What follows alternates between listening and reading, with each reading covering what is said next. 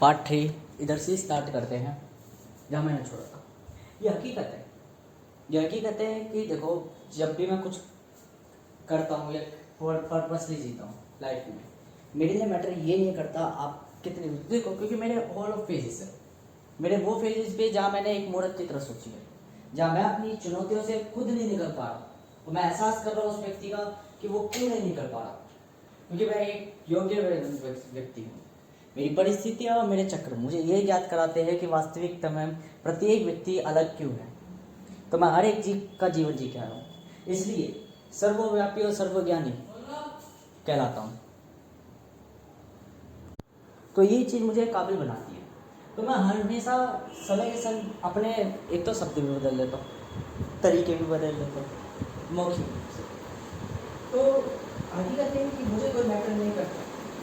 अगर आप मेरे लिए मैटर ये करता है, मैं कितना भी इंटेलिजेंट हुआ, मैं प्रभाविकता में इंटेलिजेंट बोलूँगा अपने आप को, वैसे मैं इंटेलिजेंट कहलाना पसंद नहीं करता। वो इसलिए पसंद नहीं करता क्योंकि मैं जानता हूँ जो नहीं है, अगर कोई इतना भी कह दे ना, मुझे कोई फ़र्क नहीं पड़ता तुम इंटेलिजेंट हो या ना हो, मैं बन सकता हूँ तुम्हारी तरह, या मैं बन जाऊँगा।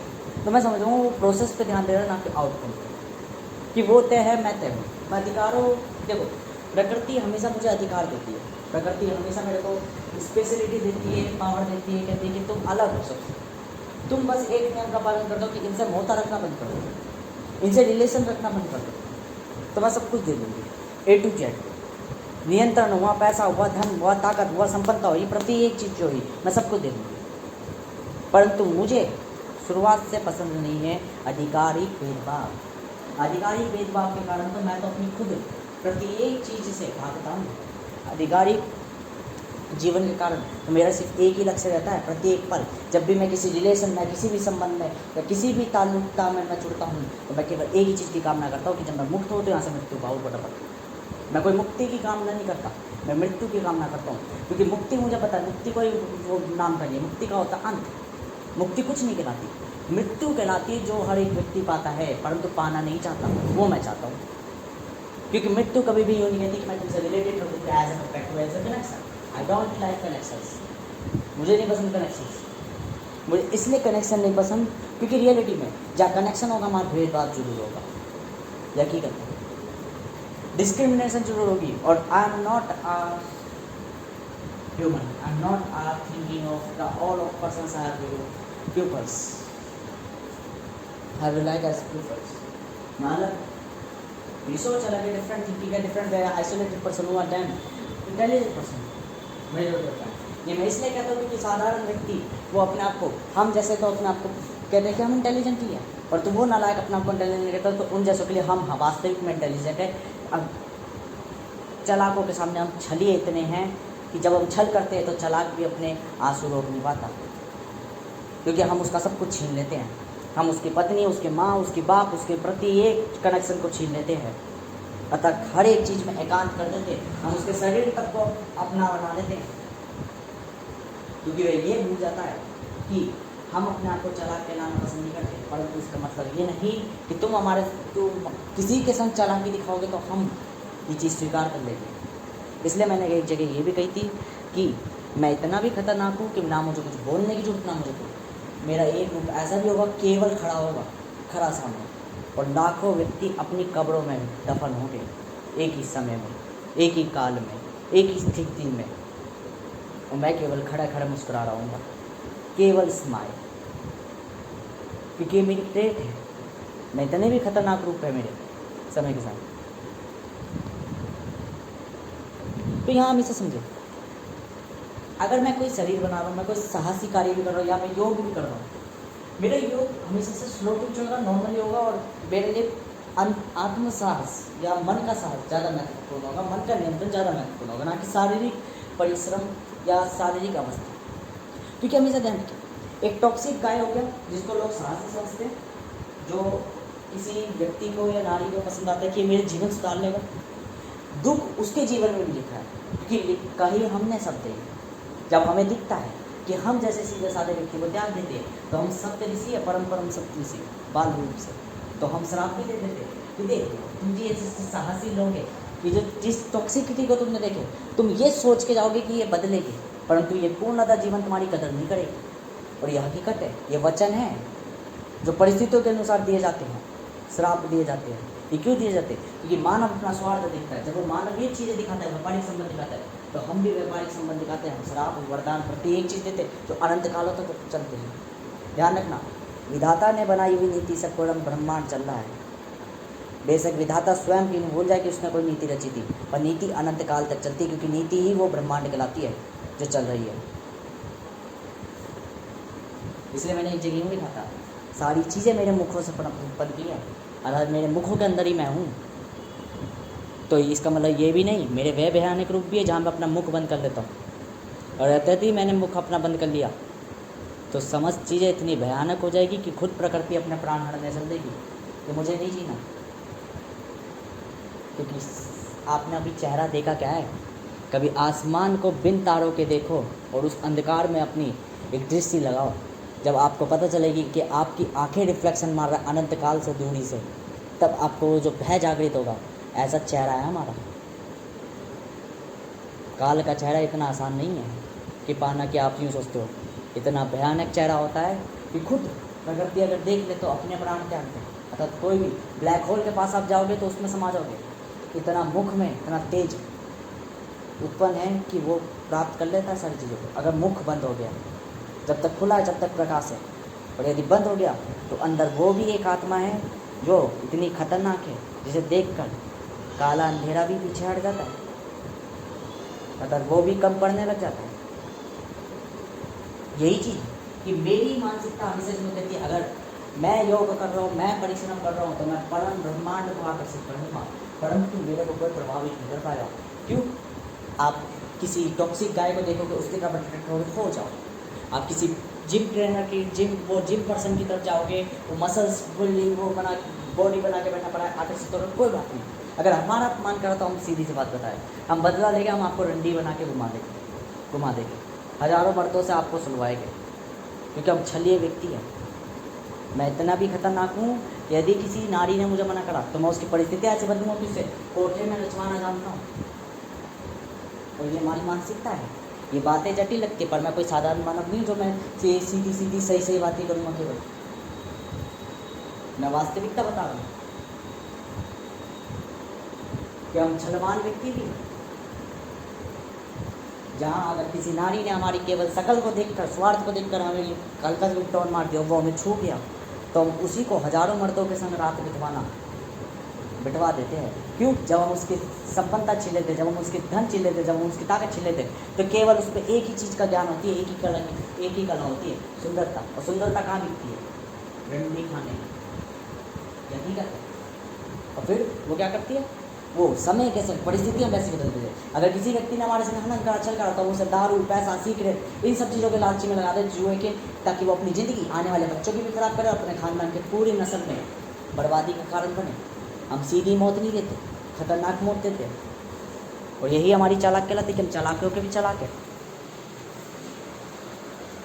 ये बातें कर दी है ऐसी। अगर मान के चलो हमारी तरफ कोई अट्रैक्ट ना भी हो रहा है तो कोई दिक्कत नहीं। अगर हमें अट्रैक्ट पसंद करना है तो हम आईने में अपने आप को देखेगा, अपने आप को एक अदर जेंडर की तरफ देखेगा, देन अपने आप को ही आकर्षित कर लेगा।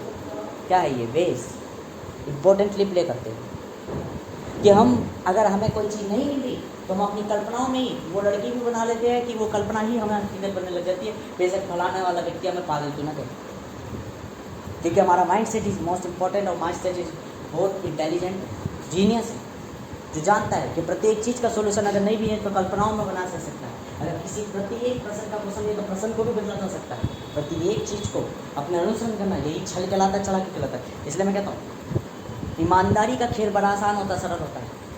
चालाक व्यक्ति ये भूल जाता है कि अगर वास्तविक चालाक व्यक्ति आ गया तो छल गलतियाँ कभी भी एक सीधे रास्ते से नहीं आती, अनंत रास्तों से आती है। आप ये समझ लो, अगर छलवान के संग छल करने चल दिए, महाभारत में भी ये सीन था। शकुनी क्यों कहता था ईमानदारी से खेल लो बेटा, दुर्योधन वगैरह को?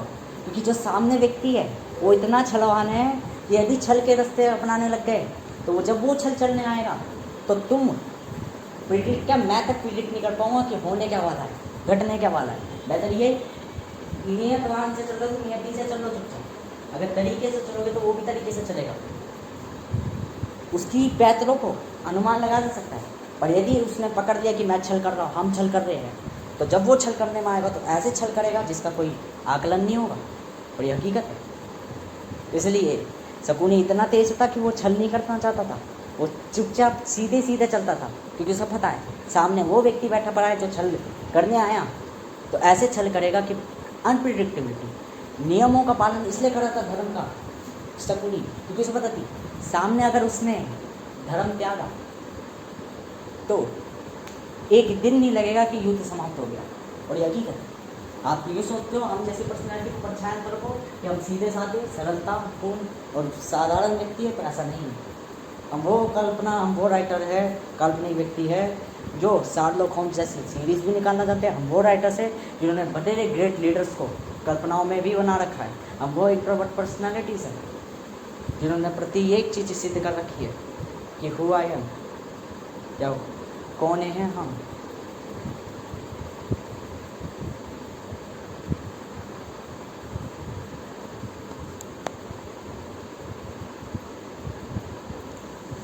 तो ये पूरी मैकेनिकली यहाँ पे साइड की इस बात को छोड़ते हैं और हम बात करता हूँ जो मैंने लिखी है, क्योंकि तीसरे में मैंने उसी चौथे पॉइंट की लिखी है जो मेरे को बतानी थी। हाँ, चौथा पॉइंट खत्म नहीं हुआ था, लंबा ही चल रहा था।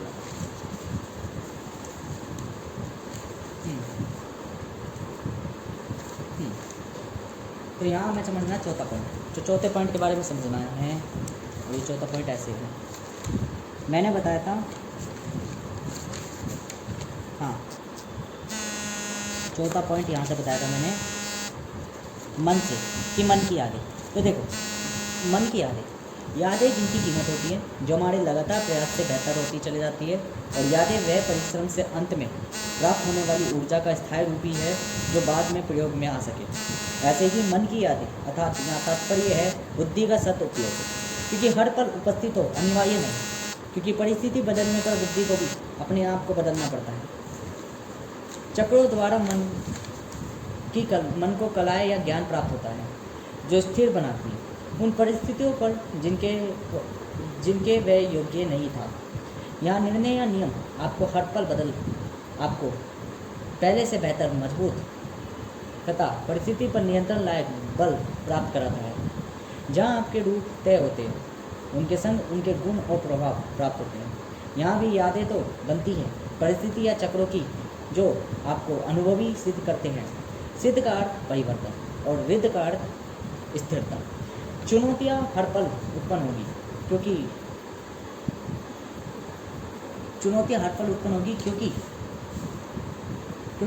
चक्र कभी भी पूर्णता नहीं ठहरता। इसलिए जब वह चक्र धीमा हो जाता है, आपके लिए तो चुनौतियाँ सरल हो जाती है, वरना वह तेज गति आपको प्रभावित कर देती है। फिर सरल माध्यम भी जटिलता पूर्ण लगता है। इसलिए यहाँ ध्यान नियंत्रण जैसे तत्व प्राप्त होते हैं। तत्व यानी गुण और रूप यानी प्रभाव और चाले व्यक्ति के कर्म। हमेशा याद रखें, शरीर की 3 प्रक्रिया अनिवार्य है जो रूपांतरण करेगी। पहला, वहाँ कुछ ना कुछ होना चाहिए यानी उपस्थिति। दूसरा, कलाएँ या चक्रों द्वारा प्राप्त होती है। तीसरा, उसका प्रयोग या लक्ष्य।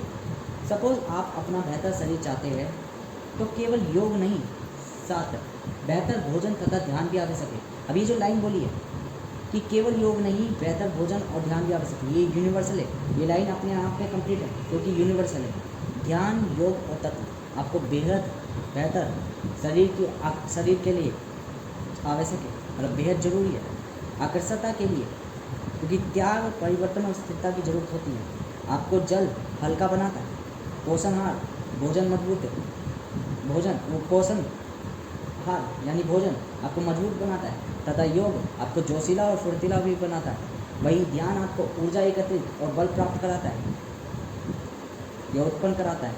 तत्वों द्वारा जब उस पर सही योग करोगे, योग का तात्पर्य है arrangement of sequence of forms, अतः तत्वों को सही जगह पर लगाना, उनकी उपस्थिति पर पहुंचाना, क्योंकि सही जगह उपयोग रिसोर्स का वही आचरण करेगा योग। जिसकी जहाँ आवश्यकता है वहाँ तक उसे पहुँचाना, प्रयोग में लाना, मतलब तथा अंत में वहाँ से हटाना, तो ये योगी कहलाता है। योगी ये कार्य सारी क्रिया करता है, अतः योग को भी यूँ कह लो वही कर्म का ही रूप है या नारायण का ही रूप है, जो कि हमारे अंदर चीज़ें लाता है। पहले तो तत्वों के रूप में हमारे अंदर डिपॉजिट करता है, फिर उन्हें चलाता है, गतिमान करता है, और फिर उन्हें हटाता भी है। वही चौवर कि विधाता तो आत्मा होगी जिसको कादे चीज ताल्लुक नहीं है, फिर रचेता होगा, रचेगा उसमें चीज़ें, करता होगा, कराएगा उसमें चीज़ें, और नाथ जो होगा उससे हटाएगा चीज़ें, विनाश करेगा।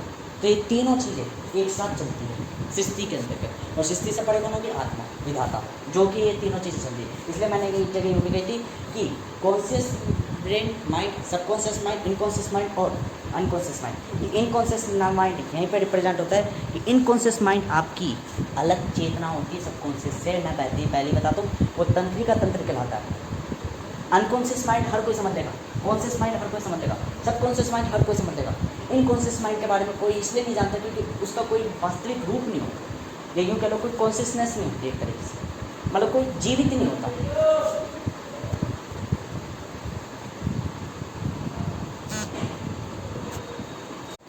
तो जिसकी जहाँ आवश्यकता है वहाँ तक उसे पहुँचाना, प्रयोग में लाना, अतः अंत में उसे वहाँ से हटाना। जो योग पाचन को बेहतर करती है, मतलब शांत, तब मन और लीवर आपका स्वच्छ और बेहतर सुचारू रूप से कार्य में विलीन होगा। शरीर में जटिल मैकेनिज्म ऑफ हार्मोन्स या प्रोटीन्स को डिपॉजिट या क्रिएट करेगा बॉडी में, ये सारे लीवर करता है। अच्छा, लीवर का एक चीज़ और सुन लो, लीवर को मुझे हिंदी मतलब ज्ञात है, नाम उसका ज्ञात है, ठीक है, क्यों गोदा कहते हैं, क्या कहते हैं उसे, तो मुझे ज्ञात है। पहली बार तो मैं उसे लीवर ही कहूँगा। पहली बार लीवर आपके खून को साफ करता है। अब मैंने जब उस वीडियो में बोला था कि जो लीवर है वो बतेरी चीज़ें करता है, शरीर को पहुँचाना और शरीर में हर एक चीज़ को बनाना भी, क्रिएट करना। तो आप यहाँ से खून के अंदर 3 चीज़ें होती है, आरबीसी, डब्ल्यूबीसी और प्लेटलेट्स, ठीक है। जैसे कि आप जानते हैं कि खून जो होते हैं, हमें खून जो होता है डब्ल्यूबीसी होता है, जिससे ऑक्सीजन, कार्बन डाइऑक्साइड हमारे शरीर में जाती है और हमें एनर्जी मिलती है, ठीक है। जो फूड होता है उधर से भी हमें ऑक्सीजन, कार्बन डाइऑक्साइड मिलती है जो हमारे शरीर में डिपॉजिट कराता है। फूड एक वो ब्लड हमारा एक तरीके का ट्रांसपोर्टेशन की तरह है, जो शरीरों में मिनरल्स और प्रोटीन्स और बाकी अमीनो एसिड्स पहुँचाता है, ठीक है। ये हम जानते हैं कि खून की जो नसें होती है वो आपकी धीरे दर धीरे, पढ़ते दर पढ़ते आपकी मसल्स बनाती है, पढ़ते दर पढ़ते आपको वहाँ पे वो चीज़ें प्रोवाइड कराती है जो चीज़ें करानी होती है। प्लेटलेट्स धक्का बनाने के लिए, उसको रिपेयरिंग करने के लिए होती है, साथ में डब्ल्यूबीसी इस चीज़ के लिए होती है, कहीं भी जब चोट होती है तो जो इन्फेक्शन होता है उसको क्लियर, उसको साफ करने के लिए, प्रोटेक्शन के लिए। आप डब्ल्यूबीसी को बिल्कुल ऐसे ही समझ लीजिए जैसे अहम कि एक बच्चे की प्रोटेक्शन करना है, ठीक है, स्वयं की प्रोटेक्शन करने कौन आता है? तो डब्ल्यूबीसी वही रूल है कि आपके अंदर की तेज इम्यूनिटी, साहस, ये सब डब्ल्यूबीसी के कार्य है। डब्ल्यूबीसी इसलिए आती है ताकि कोई भी एक्सटर्नल फैक्टर अगर इन्वॉल्व कर रहा है बॉडी के अंदर तो उसको वहीं समाप्त करना, ये डब्ल्यूबीसी का काम है। आरबीसी का काम है ऑक्सीजन को ले जाना, क्योंकि उसमें हेमो नाम का एक वो होता है जिसे हम आयोडीनिक वो भी कहते हैं प्लस, क्योंकि यहाँ पे फेरिक होता है, फेरस होता है, मुझे ध्यान नहीं, मैंने एक बार पढ़ा था, ठीक है। और ऐसी क्लोरोफिल के अंदर भी होता है। आप यूँ सोचते हो क्लोरोफिल के अंदर आयरन अलग करें क्यों होता है? क्योंकि उसका हेमो ग्रीन कलर का होता है।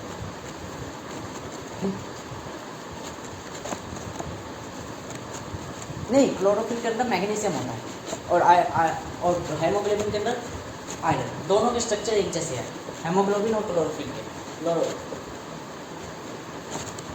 तो यहाँ पर हाँ, तो Fe2+ ही होगा शायद, Fe2+, क्योंकि Mg2+ ही होता है। ये छोड़ो, मैं कहना चाहता हूँ आरबीसी का काम है कि उसके अंदर हेमोग्लोबिन होता है जो अटैच कर लेता है ऑक्सीजन, और जब छोड़ता है तो कार्बन को अटैच कर लेता है, ठीक है, और कार्बन को जाके वहाँ पर रिलीज कर देता है एल्वेओलाइज से। अब यहाँ पर हमें समझना है एल्वेओलाइज जो आरबीसी है वो ट्रांसपोर्ट कर रही है, पर आरबीसी में केवल आरबीसी नहीं घूम रही, वहाँ पे एक फ्लूइड है, फ्लूइड में प्लेटलेट्स, बाकी एक और भी होते हैं जिनका नाम क्या बोलते हैं, 11th की बुक में बायोलॉजी में लिखा पड़ा है कि वहाँ पे 3-4 तरह के वो होते हैं, जैसे कि बी से भी एक का नाम है, एक का TH से नाम है, एक का क्या बोलते हैं वो E से नाम है, E, तो चारों के नाम मुझे याद नहीं आ रहे हैं, चारों पाँचों के, जो कैल्शियम वगैरह और बाकी चीज़ें पहुँचाते हैं थक्का बनाने के लिए प्लेटलेट्स के साथ। अभी सारे वहाँ पे पहुँचते हैं।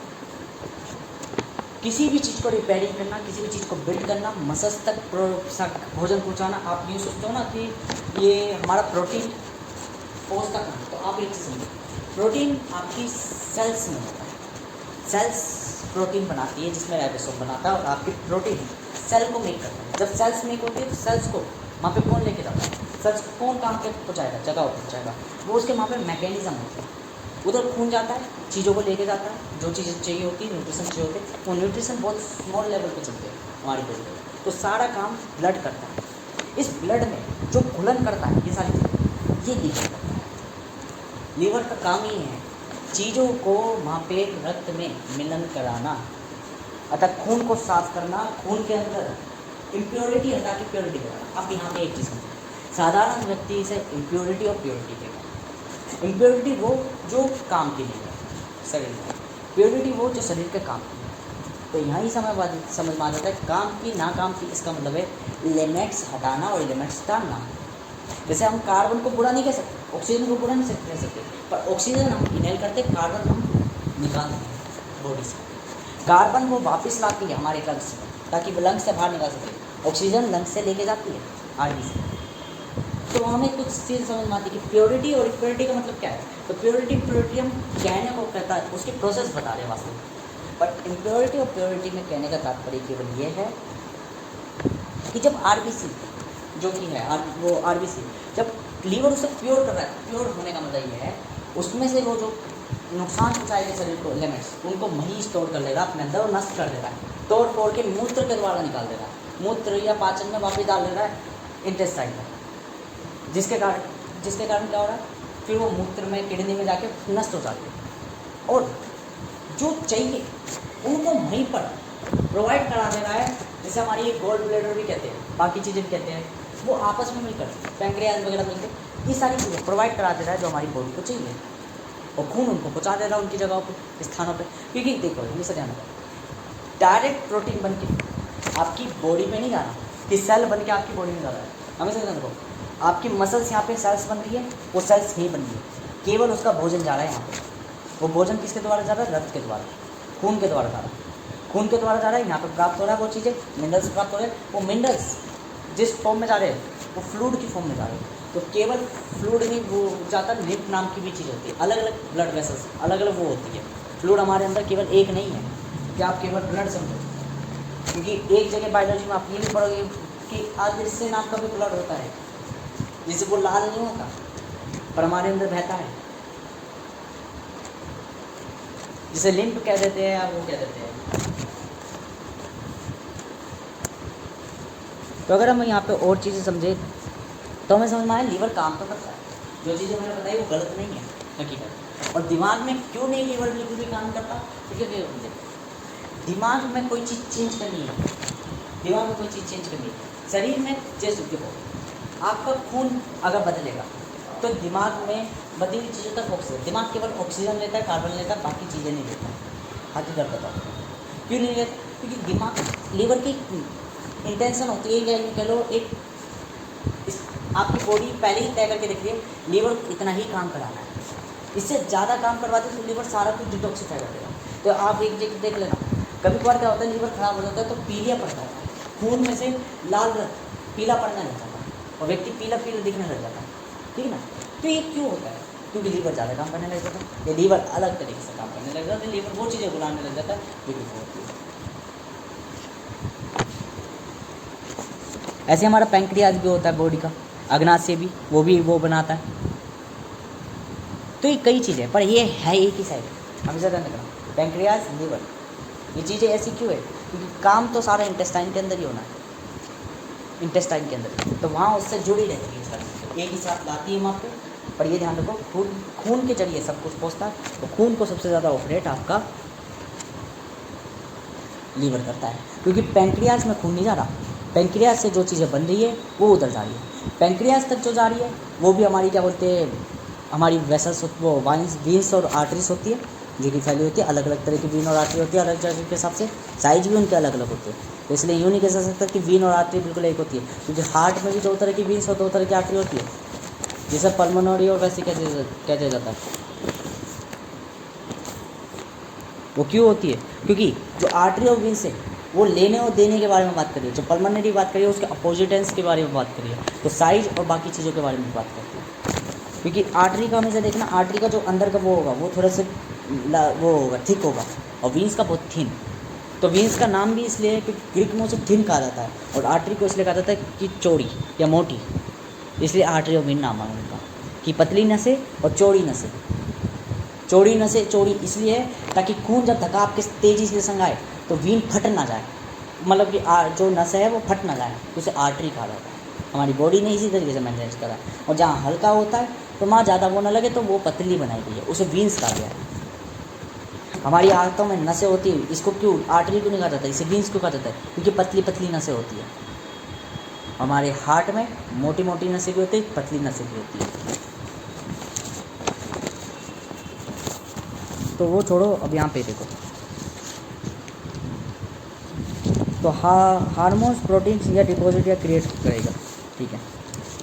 आपकी सेल्स के अंदर ही मैकेनिज्म होता है। अलग अलग टाइप की सेल्स भी होती है बॉडी के अंदर, मसल सेल्स अलग होती है, बाकी सेल्स अलग होती है, जिससे आपके शरीर को आने वाले समय में संसाधन की कमी नहीं होगी। दीर्घकालिक जीवन यानी मेमोरी बिल्ड।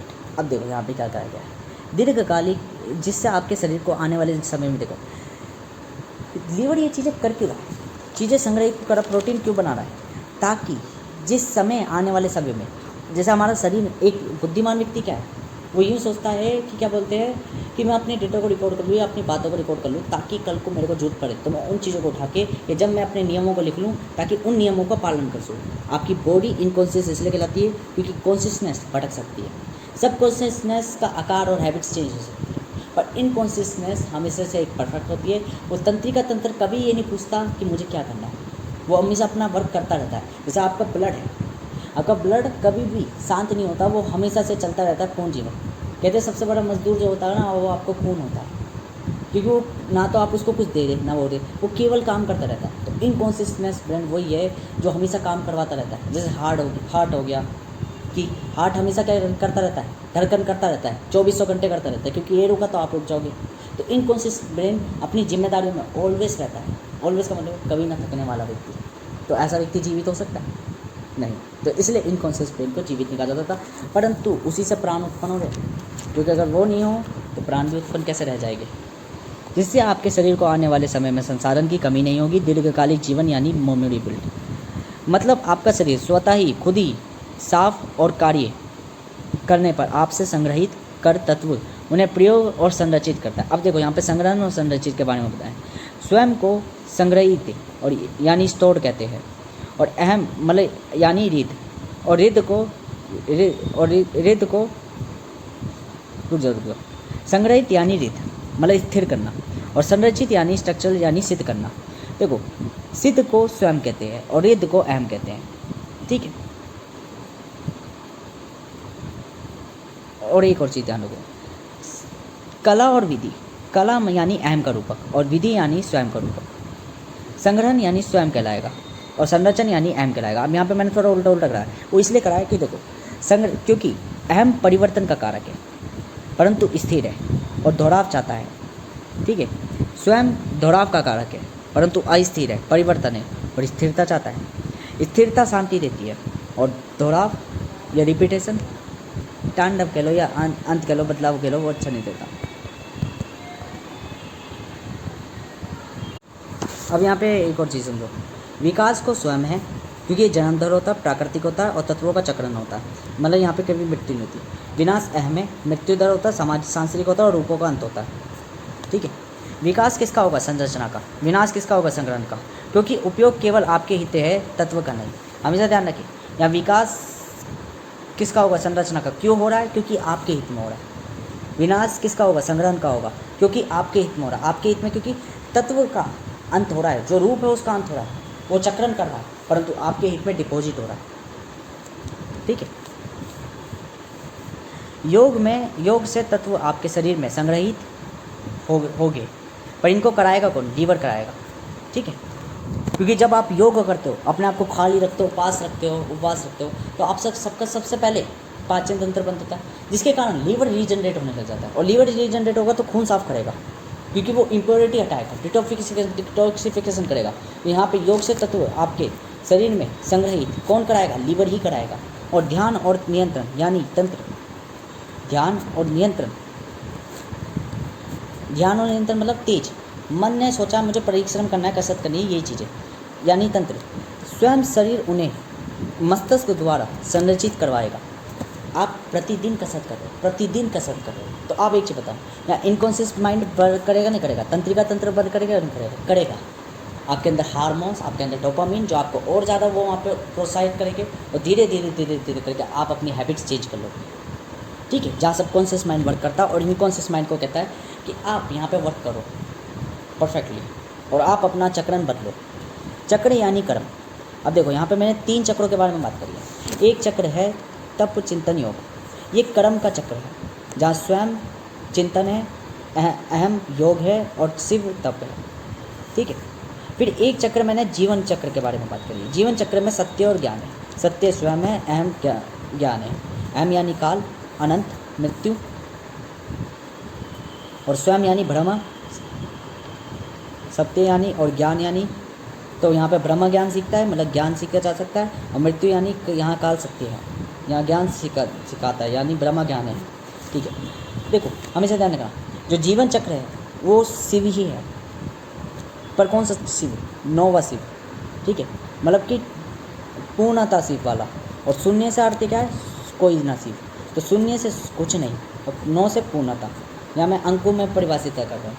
ठीक है, क्योंकि सत्य बताता है, अर्थात स्वयं काल यानी काल ब्रह्म। ठीक है, ये पूरा काल ब्रह्म का वो है। और फिर तीसरा चक्र किसका आता है? तीसरा चक्र आता है काल्पनिकता से वास्तविकता के बीच में, प्राकृतिकता और सांसारिकता। यहाँ 4 रूप आ जाते हैं, विधाता का काल्पनिकता, रचयिता का प्राकृतिकता, सांसारिकता कर्ता की, और अंत में नाथ की वास्तविकता। ये 3 चक्र कहलाते हैं जो मेरा रहस्य ज्ञात कराते हैं। मेरा मतलब कि क्या बोलते हैं, पूर्ण व्यक्ति का। अब ये भी खत्म हो गया पेज 2 भी इसका। अब पेज 3 की बारी है।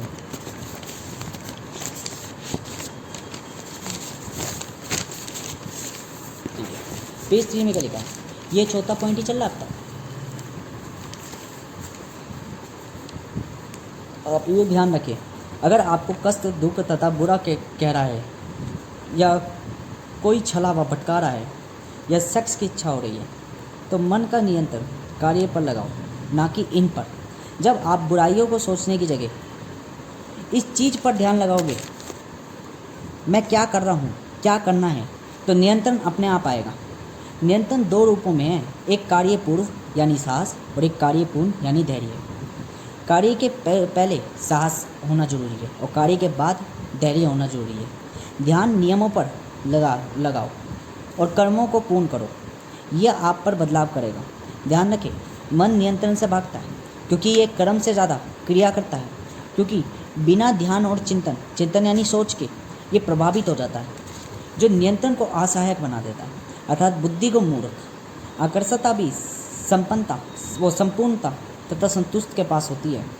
आप एक नारी के पीछे उसे आकर्षित करने पीछे पड़े हो, हर वे कार्य करोगे जो उसे अच्छा लगे, मतलब एक नारी के अनुसार बनोगे, फिर भी वे आपसे ज़्यादा उसको महत्वाकांक्षा देगी, जो उसके लिए अपने आप में ना बदल कर स्वयं पर नियंत्रण रखता है, अर्थात मतलब जो प्रभावित नहीं होता। एक नारी उसी की तरफ अत्यधिक आकर्षित होती है। नारी का मतलब क्या है?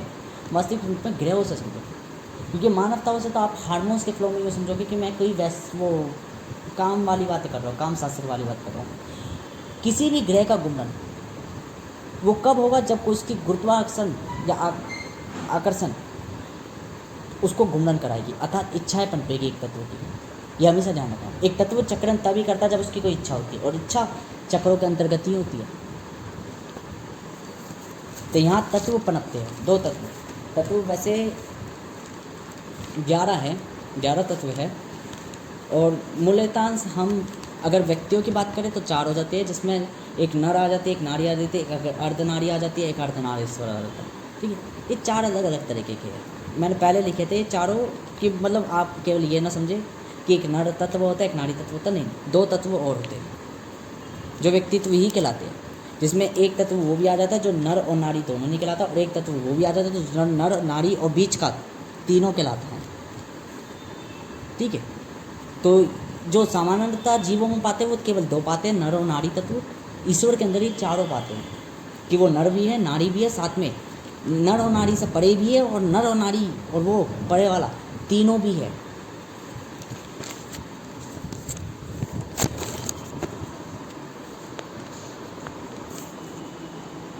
कि मैंने बहुत पहले लिखी थी, मुझे याद नहीं है कि वो 2 है कौन, बस मुझे इतना ज्ञात है कि एक जो था वो नर और नारी से अलग था, और तीसरा जो था वो तीनों ही शायद था, मुझे वो भी ज्ञात नहीं, क्योंकि मैंने 4 अलग लिखी थी अवस्था, कि चारों अलग अलग है स्टेट्स।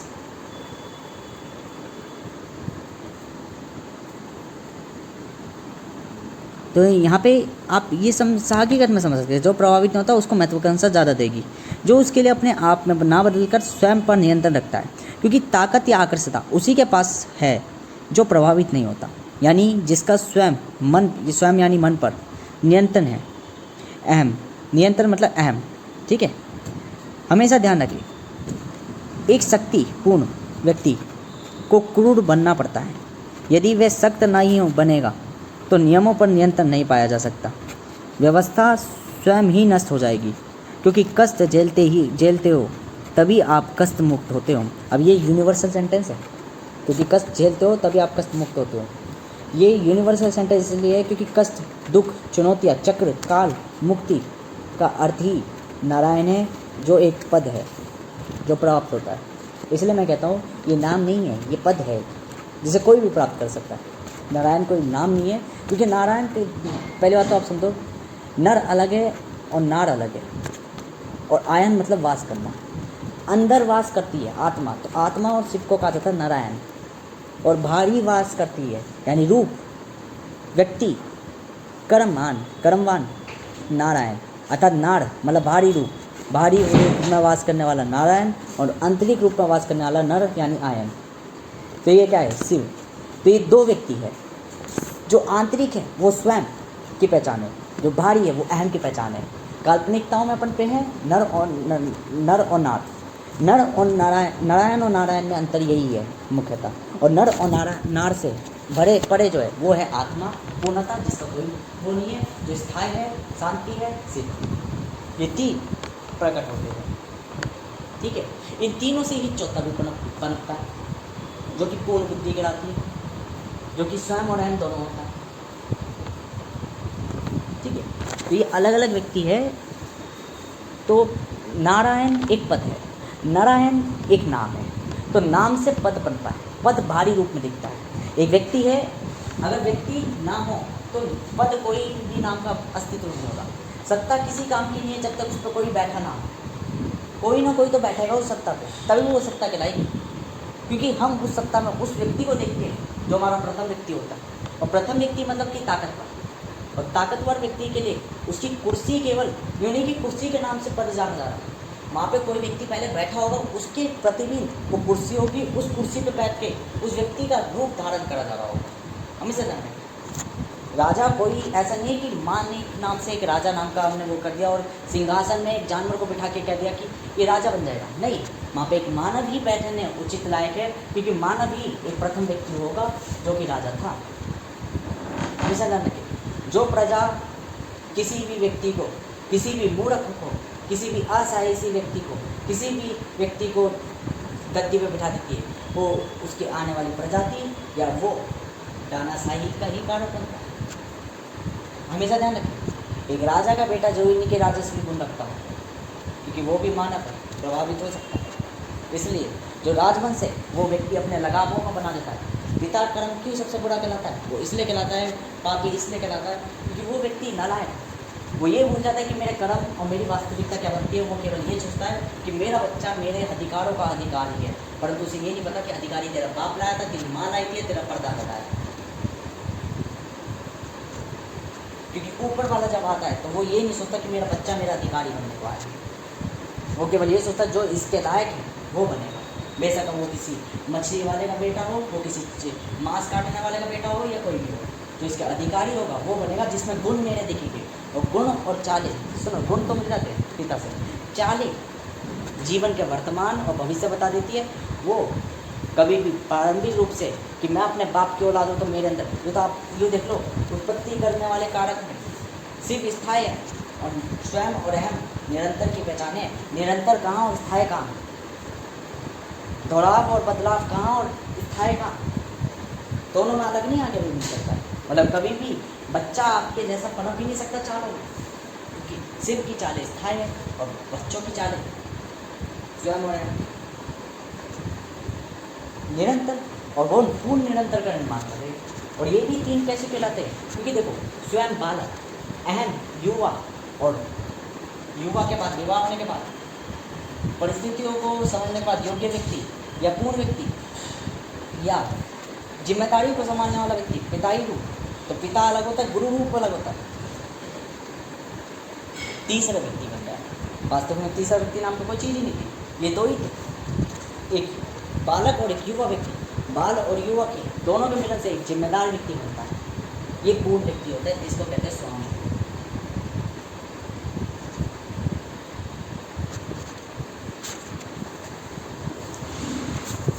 तो मानव की मानसिकता है, इसलिए हमेशा ध्यान रखना, कोई भी ईश्वर बन पाए तो वो सबसे पहले मौत की कामना करता है, ना कि इन चीज़ों में फंसने की, क्योंकि वो मौत को ज़्यादा अच्छा मानता है एज़ कम्पेयर टू इन चीज़ों को। क्योंकि वो पता है मौत भेदभाव नहीं करती किसी के साथ, मृत्यु कभी भी किसी के साथ भेदभाव नहीं करती, पर ये जन्म भेदभाव कर देता है, अधिकार भेदभाव कर देता है, मिली हुई चीज़ें भेदभाव कर देती है। आप किसी अमीर के यहाँ पे पैदा हो गए, आप गरीब के यहाँ पे पैदा हो गए, आपको अंतर पता चल जाएगा 5 साल के भीतर भी कि आपके संग क्या सलूक करा जाता है और अमीर के संग क्या सलूक करा जाता है।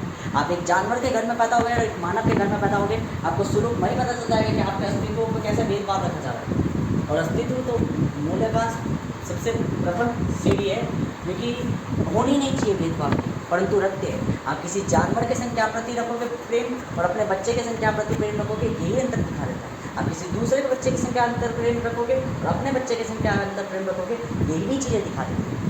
तो अस्तित्व तो भेदभाव करते ही करते हैं, अधिकारी है और मान्यता भी, क्योंकि इनका होना उपस्थित। परंतु आत्मा और मृत्यु कभी भी भेदभाव नहीं करते। कोई तत्व जीवित हो या ना हो, उसमें आत्मा या उसकी पहचान जरूर होती है, तो वो पहचान कभी भी भेदभाव नहीं करती कि मैं हूँ या नहीं हूँ, कोई मतलब नहीं रखता। मेरा रूप है और वो दिखता है, वो दिखेगा। अदृश्य चीज़ भी जरूरी नहीं, केवल आपके ऊपर सबसे नहीं दिखती तो क्या वो भी नहीं। अदृश्य किरणें भी चलती है, वो दिखती है, प्रभाव डालती है और वो डालेगी, आप उसमें कुछ नहीं कर सकते, नहीं आप उनको एक हद के बाद रोक भी सकते।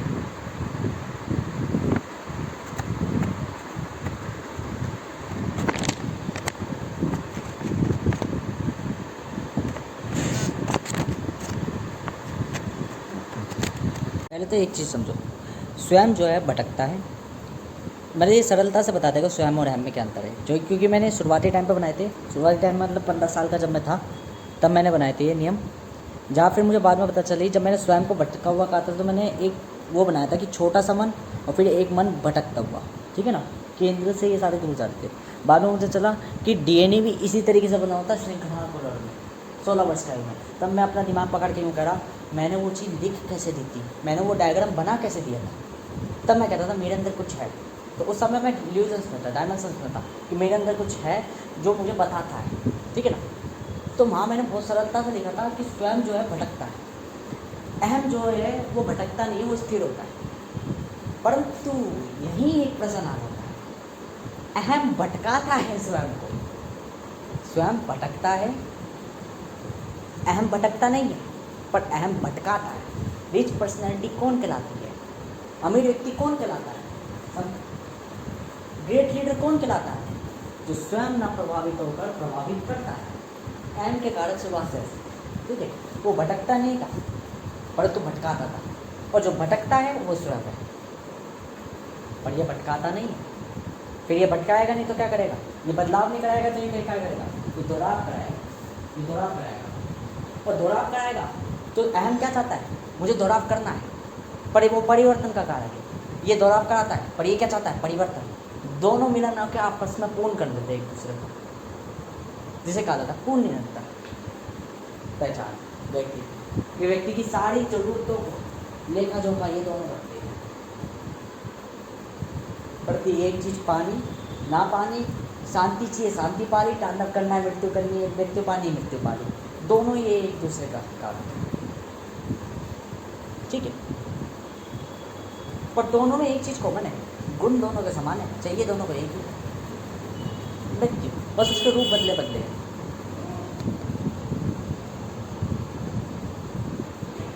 दोनों में क्या गुण समान पाएंगे, देखो दोनों में ये गुण समान पाएंगे, ठीक है।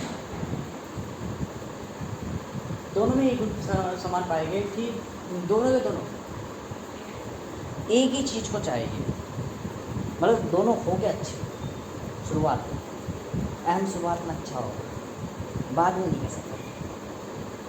क्योंकि एक चीज़ बताओ, एक औरत है स्वयं को चाटा मारती है और क्या बोलते थे कि वो गाली गलौज करती है और क्या कहते हैं उसके संग उसका बलात्कार करती है, मतलब उसके संग गलत व्यवहार करती है और कहती है, जब स्वयं कहता है कि बच्ची होने में क्या दिक्कत है, और एक और चीज़ कि औरतों का अधिकार, तब वही औरत उसको वो करती है। मतलब तत्व स्वयं ही व्यक्ति को कह रहा है कि तुम मेरे बारे में ना सोचो। अहम यही करता है, अहम सोचते ही नहीं, अहम फिर उसको बलात्कारी उसके संग बुरा व्यवहार दोनों कर देता है जैसा वो चाहती है। मतलब टॉक्सिक होगा टॉक्सिक, वो बुरा करने से पहले नहीं सोचता, स्वयं सोचता था तो उसको पिटाई मिली तो अहम उसके अंदर पनपा, उसने ये चीज़ चिंतन करने बंद कर दिया क्या अच्छा क्या बुरा। तो हमें से समझा संसाधन भी उसी तरीके से, संसाधन भी वही सॉलिड रूप में उस चीज़ों का कर सकता होगा, ठीक है, इच्छा होगा जो कि इच्छा पूर्ण करती है। तो संसाधन क्या है, स्वयं क्या करेगा, संसाधनों का हनन कम करेगा, और अहम जो है समझ जाएगा संसाधन बने इसलिए होते तो वो उनका हनन ऐसे करेगा जैसे कि नदियों की तरह नदियाँ ही नदियाँ बह जा रही है, मतलब कोई लगाव नहीं, कनेक्शन नहीं। अब मैं जो 5वें पॉइंट है वो चलेगा, देखो ये जो चौथा पॉइंट, चौथा कारक है, ये सारा चला था नियंत्रण और स्थिरता में, जहाँ रहस्य और समय के बारे में बताया गया था। तो रहस्य और समय में यहाँ पे नियंत्रण के बारे में बताया जा रहा था। इस चक्र में नियंत्रण का ज्ञात होता है। नियंत्रण कैसे, प्रत्येक चीज़ अपने आप में काबू करना, प्रत्येक चीज़ में योग करना, प्रत्येक चीज़ में अपने आप को बेहतर बनाना। अब बात आएगी बदलावों पर। बदलावों का मतलब कि निर्णय क्या लोगे आप जीवन में, आपने क्या निर्णय लिए। जैसे मैंने निर्णय लिया कि भाई अपने ऊपर ज़्यादा ध्यान दो, बाकी चीज़ों की तरफ ध्यान हटा के अपने ऊपर ध्यान दो कि अपने आप को कसरत करो, योग करो, बेशक कोई देखे या ना देखे। ये निर्णय आपको बेहतर बनाएगा। प्रत्येक दिन आप काम करते रहो, पैसा जुड़ता जाएगा, लगाते चले जाओ। ये आपके निर्णय आपको बदलाव कर देंगे, पूरा चेंज कर देंगे, अपना अपनी स्टेट चेंज करना, अवस्थाओं का बदलाव। अब 5वें पॉइंट पे ये बात आएगी सारी की सारी। 5वें पॉइंट पे ये सारी चीज़ किसके बेस पर आएगी, बदलावों पर। तो जहाँ बदलावों की बात आएगी, अब यहाँ नियंत्रण, इसके अंदर ऐसा चलेगा डायमेंशनरी कि नियंत्रण की बात ना होकर निर्णयों पर बात करेगी, नियमों पर बात करेगी, बात होगी, और बदलावों पर मुख्यतः बात होगी कि पूर्ण बदलाव करना, अतः निरंतरता को पाना। मैंने कहा था 18 वर्ष का व्यक्ति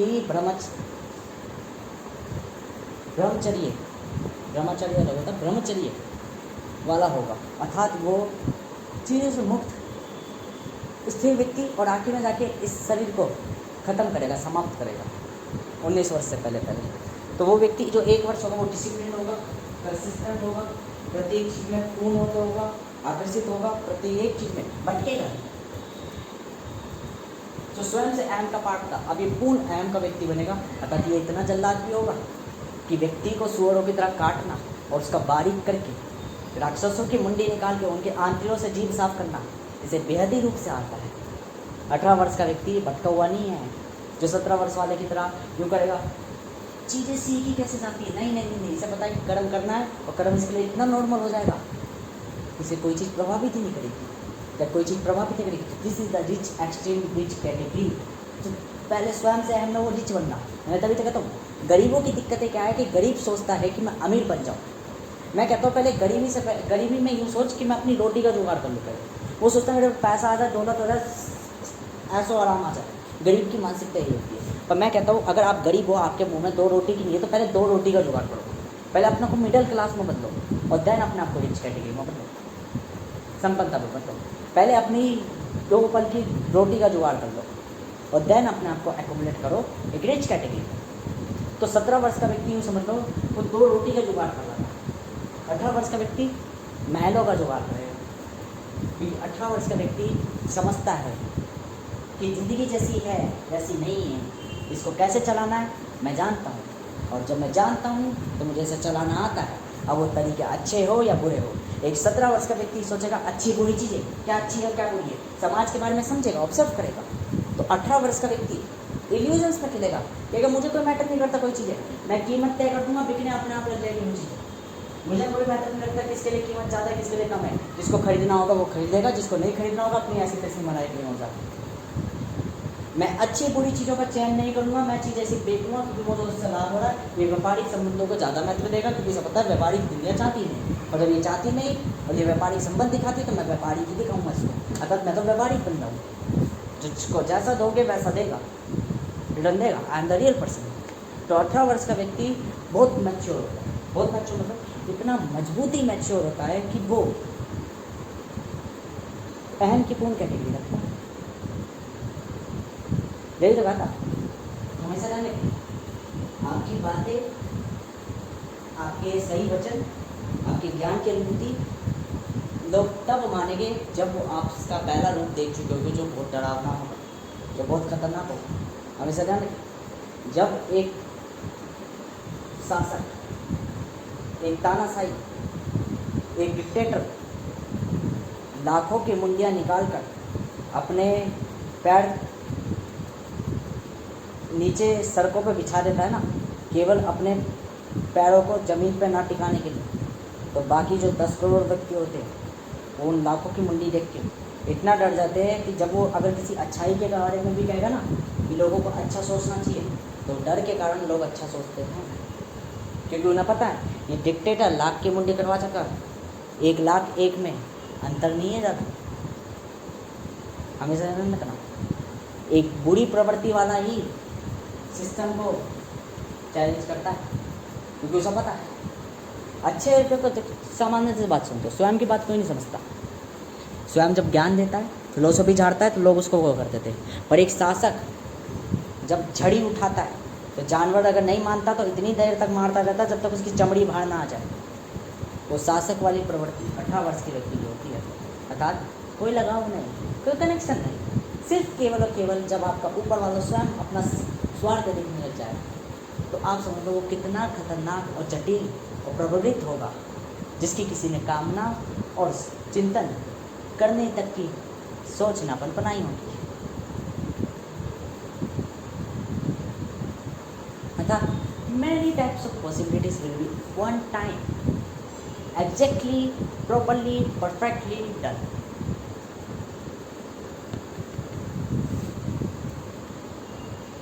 अब ध्यान रखें जो मैं कहूँगा, लग सकता है ये मोटिवेशनल स्पीच हो, पर मैं आपको बताऊँ ये स्पीच या आज की प्रारंभिक स्थिति है कि ये मुझे बदलेगी जीवन में। 18 वर्ष का व्यक्ति केवल यूँ कहेगा जो मुझे अच्छा लगेगा मैं वो करूँगा, जो मेरी सोच होगी वो मैं वो करूँगा। अगर किसी व्यक्ति ने मेरे पर नियंत्रण, अगर आप अत्यधिक बलशाली हो तो कोई महत्व नहीं रखता। मैं आपकी मुंडी चालाकी से, छल से कैसे भी काट के लेके अपने हाथों में मुस्कुराहटों की तरह घूमूँगा, ताकि किसी और सामने वाले व्यक्ति में वो साहस ना उत्पन्न हो सके कि वो मेरे पर नियंत्रण पाने की दोबारा कोशिश करे। हमें सीधा रखना, निर्णय मेरा होगा मैं क्या करना चाहूँगा, निर्णय हमेशा मेरा होगा कि मैं क्या बनना चाहूँगा। मेरी सोच ही मुझे बनाएगी, मेरी सोच ही मुझे बनाएगी, मेरी सोच ही मुझे बनाएगी, ये महत्व रखता है। मेरी सोच जो कुछ चाहेगी वो चीज़ मैं पाऊँगा, मेरी सोच जो चीज़ करना चाहेगी वो चीज़ मैं करना चाहूँगा एवरी टाइम। अगर मैं यूँ सोचता हूँ कि मैं किसी चीज़ों में फंसा हुआ, तो नहीं, तरीके बतेंगे आपको। जहाँ लाभ अत्यधिक होगा, जहाँ मुनाफा अत्यधिक होगा, वहाँ से भी कमाया जा सकता है, और जो जिस चीज़ में फंसे हो उसका प्रावधान ना सके। मैं तो ये नहीं रखता, आप हमेशा ध्यान रखो। जैसे मेरे पे एक स्कूटी है, मुझे उसकी EMI भरनी है, तो मैं स्कूटी से ही कमा कर उसकी EMI भरूँ। केवल मेरे पे एक जरिया ये नहीं है, अगर मैं इसको केवल एक जरिया मान लूँ तो मैं केवल उस संसाधन का सदुपयोग करना चाहता हूँ। परंतु इसका मतलब ये नहीं है कि मेरे पर और कोई तरीका नहीं है। हो सकता है कि मैं किसी और व्यवसाय को करके, किसी और कार्य को करके उससे ज़्यादा लाभ कमा के मैं स्कूटी की EMI जल्दी निपटा दूँ। तो इस समय के संग सोच बदलती है। मैंने पहले बताया 18 वर्ष का व्यक्ति वो क्यों करोड़ दिलाएगा, वो क्यों दिलाएगा, क्योंकि उसके तरीके बदले। वे जानता है कि गरीबी में जीकर केवल अपने आप को बेहतर दिखाया जा सकता है, जिया नहीं जा सकता, रहा नहीं जा सकता। मतलब कि गरीबी में काम करके, छोटे मोटे काम करके आप अपनी जीवन शैली व्यापन कर सकते हो, परंतु आप यूँ सोचो कि मुझे काम ना करके अपने सोच विचार पर मैं ध्यान लगा सकूँ, उतना समय आपको नहीं मिलेगा, क्योंकि जीवन पर आपको कर्म करना पड़ेगा। हमेशा कर्म जो मैं कुछ कर रहा हूँ, कर्म जो मैं कुछ दिखा रहा हूँ, कर्म जो भी मैं कुछ प्रकट कर रहा हूँ, जो भी मेरे द्वारा हो रहा है ये कर्म है। कर्म कभी भी यूँ नहीं कराता कि मेरे आने वाले कर्म कैसे हो। कर्म तो यही है कि जो मैं कर रहा हूँ वही कर्म है। कर्म मेरे अनुसार डिसाइड होगी। मैं जिस भी परिस्थिति में हूँ मैं उसके द्वारा रूप बदल दूँगा केवल कर्म का, पर कर्म ये तय नहीं होंगे कि मैं कर क्या रहा हूँ, ये केवल मैं करूँगा तय। अगर कोई बलवान व्यक्ति हो, मैं उस बलवान व्यक्ति की नौकर वो उसके नीचे कार्य कर रहा हूँ, तो ये केवल और केवल मेरा ही फॉल्ट कहलाएगा, किसी और का फॉल्ट नहीं कहलाएगा, क्योंकि मैं उसे छल और चालाकी से समाप्त कर सकता हूँ। मेरे पे है, पर यदि मैं अपने निर्णयों पर चल रहा हूँ तो यही मेरी सबसे बड़ी वो है डर। हमेशा ध्यान रखें, समय आपको बदल देता है इतना भी कि ताकत आपको अच्छी लगने लग जाती है। वो ताकत जिसमें लोग छीनना पसंद करते हैं, छल करना पसंद करते हैं। समय आपको इतना भी बदल देता है, इतना भी बलवान बना देता है कि आप पूर्ण बदलावी होकर जो आपकी सोच पहले बिल्कुल स्थित होती है उसको बिल्कुल चेंज कर देते हैं। Stuck of life the all of phases, आपकी लाइफ एक जगह ठहर जाती है और नई लाइफ चालू हो जाती है। एवरी फेज में, एवरी टाइम में आपकी लाइफ स्टक होती है, देन आप चेंज करते हो अपना आप। 18 वर्ष का व्यक्ति यही होगा। मैं हमेशा वर्ष कहता हूँ, वर्ष कहता हूँ, तो हमेशा समझ लो मुख्यतः, हमेशा समझ लो ये मुख्यतः जो समझने लायक बातें हैं। एक वर्ष मेरा 7 चक्र का होता है, एक चक्र 2 महीने का होता है। 14 चक्र में 14 महीनों में एक व्यक्ति क्या है, एक व्यक्ति जो ये दूसरा प्रारंभ होगा इसमें 18 वर्ष का व्यक्ति तो 14 महीने बाद नहीं आएगा, वो 7 महीने बाद आएगा, क्योंकि हाफ चक्र 3.5 चक्र बाद ही, क्योंकि अहम के ही कारक ही है। अहम का वो फेज जो मिडल में स्वयं की भावनाएं रखता था, तो अहम का वो फेज आएगा जो पूर्ण रूप से अहम की भावना रखेगा। 18 से 19 वर्ष का व्यक्ति वो व्यक्ति होगा जो बहुत कुछ करना जानता है, बहुत कुछ दिखाना जानता है, बहुत कुछ नचाना जानता है, बहुत कुछ मैनिपुलेट करना चाहता है। दिस द काम व्यक्ति, this the intelligent person, this is the all of geniuses of geniuses, because ये जानता है कि चीज़ें चलती कैसे। ये छल करने से पहले रचित भी नहीं सोचता। ये तरीके बहुत तेरे, इसके तरीके मैं बताता हूँ। इसको अगर मान लो कोई भी चीज़ चाहिए, डिजायर चाहिए, वांट चाहिए, सेक्स चाहिए, तो हमेशा ध्यान रखना 17 वर्ष का व्यक्ति क्या कहेगा, मैं 1 महीने मास्टरबेट नहीं करूँगा और जो मेरे को इच्छा चाहिए वो मिल जाए। प्रकृति को भी पता है, इसको खुद को भी पता है कि मैं 1 महीने नहीं ठहर सकता, 10वें 15 दिन में मेरा मोमेंटम लॉस हो जाएगा। क्यों? मैं ध्यान लगा रहा हूँ, मेरे चिंतन एक ऐसी चीज़ में है जो उसी चीज़ की लक्ष्य है कि मुझे खर्च करना है, आज नहीं कल करना है। 18 वर्ष का व्यक्ति केवल ये चिंतन करता है मुझे खर्च करना ही नहीं, मेरी सिर्फ एक ही सोच है, मैं इसे जोड़ रहा हूँ, मुझे इसमें से खर्च करना ही नहीं है। केवल कितना जोड़ना नहीं पता, पर मैं जोड़ रहा हूँ। वो केवल ये कह रहा है सेक्स करना है, कोटे में जाके पैसा दे के कर आऊँगा, महत्व नहीं रखता। परंतु मैं मास्टरबेट नहीं करूँगा, बिल्कुल भी नहीं करूँगा। मुझे 10 बार कोटे में जाना पड़े, 1000 बार कोटे में जाना, कोटे पे जाके करूँगा, पर मास्टरबेट नहीं करूँगा। ये अपनी आदत ही छुड़ा देगा, आदत ही बदल देगा। ये है इसका खेल।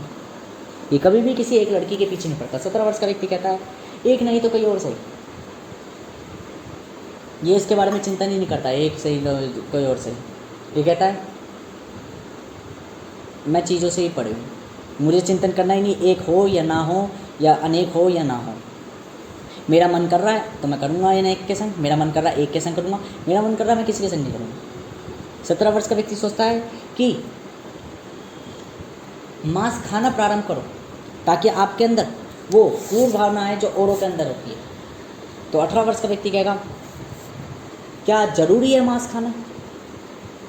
अगर ज़रूरत है तो मैं बिन मांस खाए भी उन लोगों से ज़्यादा खतरनाक बन जाऊँगा जो मांस खाते हैं, मतलब छीनने फाड़ने और काटने में।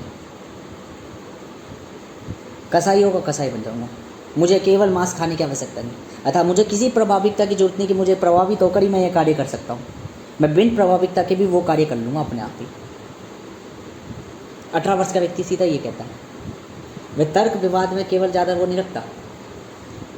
अब एक चीज़ सोचो, ये बिल्कुल ऐसा है जैसे एक नादान व्यक्ति होता है। नादान व्यक्ति क्या करता है, कहता है मैं सीक्रेट नहीं छुड़ा पा रहा, तो वो बीड़ी पीने लग जाता है, वो गुटखा खाने लग जाता है, वो बाकी नशों को अध्ययन करने लग जाता है ताकि मैं सिगरेट की आदत छुड़ा दूँ।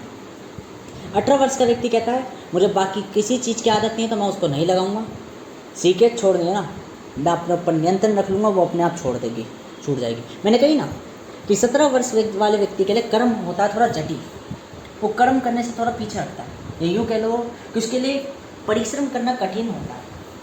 18 वर्ष वाले व्यक्ति के लिए वो इतनी नॉर्मल हो जाता है जैसे जीवन में आराम से उठे हो और वो कर लो, है ना। कसरत करना, एक सामान्य व्यक्ति कहता है मुझे प्रतिदिन 2 घंटे कसरत करूँगा। 18 वर्ष वाला व्यक्ति यूँ कहता है मैं कसरत कर ही नहीं रहा, मैं तो अभी खाली हूँ, केवल मैं भी खाली हूँ,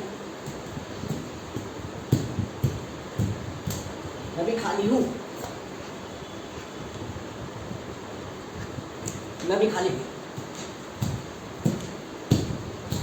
बस सोचने की जरूरत नहीं, कहने की जरूरत नहीं, करने लग गया, कुछ नहीं, नॉर्मल है लाइफ, क्योंकि मजा आ रहा है, सेरोटोनिन रिलीज हो रहा है ब्रेन के अंदर। क्या है ये? खेल।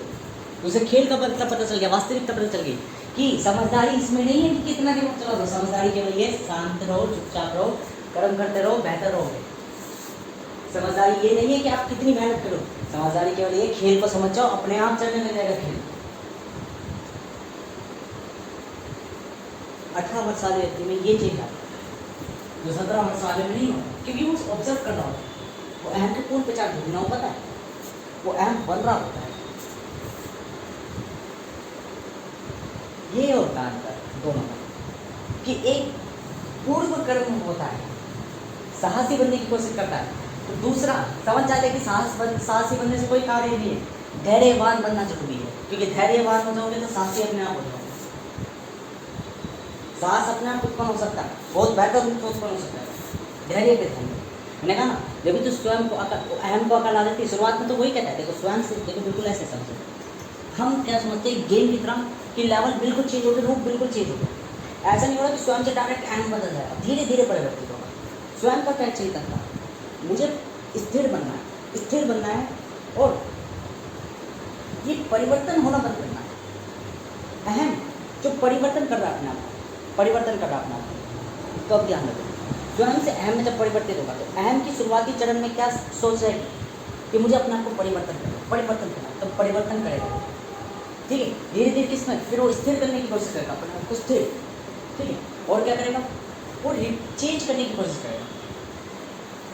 अब एक चीज़ जब अहम पूर्णता क्या हो जाएगा, पूर्णता हो जाएगा, तब उस अकल आएगी यार जो मैं पहले था वो नहीं सकता। स्वयं का कहेगा साहसी बनना, साहसी, तो अहम आपको साहसी बनाएगा, बनते बनते बनते बनते बाद में उस अकल आएगी कि साहसी वाला व्यक्ति कोई ज़्यादा वो नहीं है, धैर्यवान व्यक्ति ही सबसे बढ़िया था, तो वो धीरे धीरे धैर्यवान है, फिर परावर्तित हो गया स्वयं में। क्या है ये, इनके बीच में समय आ रहा है, इनके बीच में कुछ क्वांटिटी आ रही है जो एक शिफ्ट से दूसरी शिफ्ट में कुछ टाइम ले रही है, कुछ फ्रेम ऑफ पोजिशन शिफ्टिंग हो रही है, एकदम में नहीं कि रूप बदल दिया तुरंत ही, स्वयं से अहम और अहम से स्वयं नहीं, समय लगता है। तो 17 से 18 और 18 से 19, कि क्यों 18 से 18 वर्ष वाला व्यक्ति, क्योंकि 18 वर्ष वाला व्यक्ति अब अहम बन चुका है, अब उसकी सोच सीधी साधी नहीं चलती, वो टेढ़ा टिच्चा छलिया व्यक्ति बन चुका है, अब छलवान बन चुका है। तो अब छलवान में से ताकतवान, बलवान, कर्मवान बनाना है, कर्मों से पूर्व, कार्यपूर्ण साहसी व्यक्ति और कार्यपूर्ण धैर्यवान व्यक्ति। कौन सा जीवन आएगा 18 वर्ष वाले व्यक्ति का, कार्यपूर्ण वाला, जहाँ कंट्रोल में वो समझेगा कि जिस व्यक्ति में पेशेंस होता है, जो व्यक्ति साइलेंट होता है वही कंट्रोल ज़्यादा कायम रख पाता है, ना कि जो बोलता है, जो करने से पहले चिंतन करता है।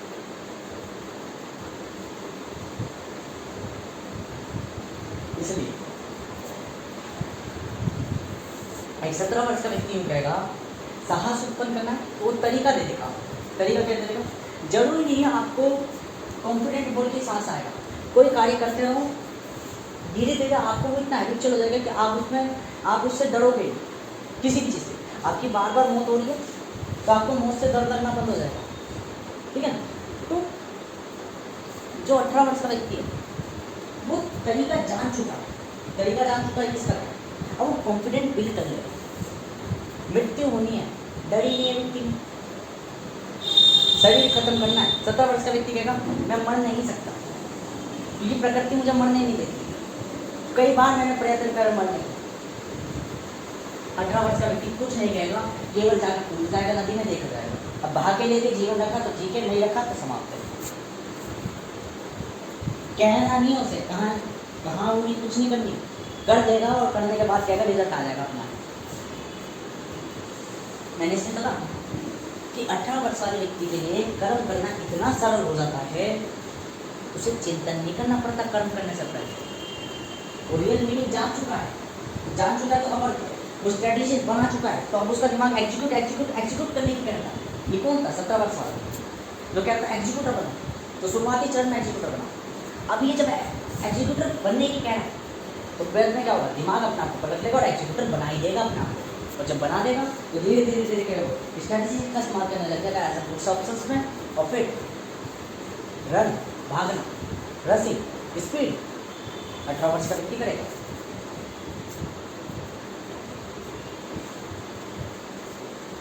तो ये होता है पूर्ण बदलाव कि 18 वर्ष का व्यक्ति नियंत्रण पर ना ध्यान देकर निर्णयों पर ध्यान देता है।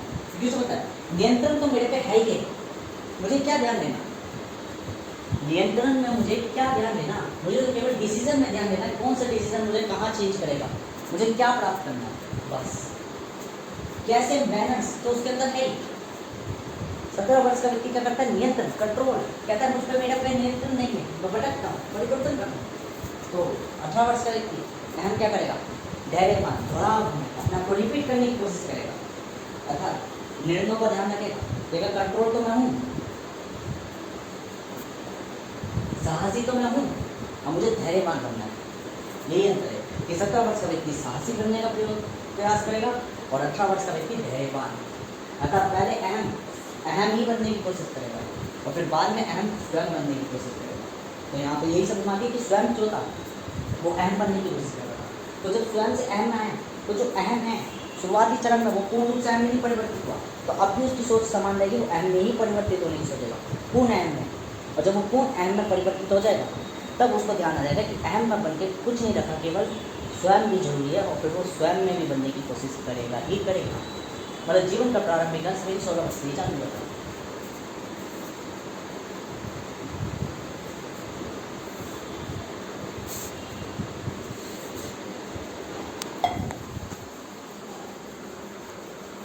अब मैं भाग 4 जो है इसका वो बनाऊंगा बदलावों पर, क्योंकि अभी मैं सोने जा रहा हूँ, उठूँगा दोबारा बनाऊँगा।